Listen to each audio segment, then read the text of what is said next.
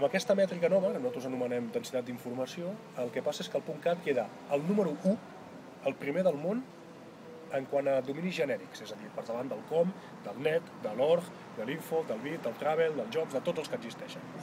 El primer del món.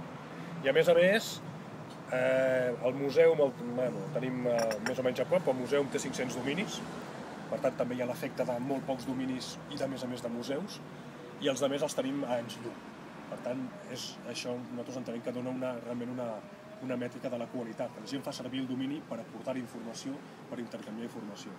Després, si ens comparem amb els dominis territorials, no ho hem fet en tots els del món, però ho hem fet amb els, diguéssim, del món occidental, i ara t'ho diré de memòria i m'equivocaré, perquè no visualitzo la gràfica però no el número.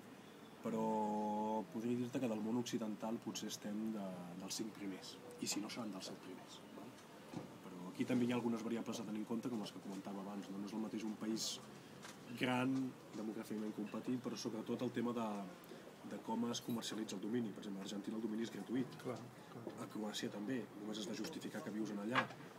Per tant, hi ha unes certes variables que s'han de tenir en compte, però bé, de tota manera ens deixen molt ben situats. És a dir, que realment els dominis.cat es fan servir, hi ha informació, s'aporta valor, i és una mètrica en la qual podem estar orgullosos i és la que anem ensenyant pel món.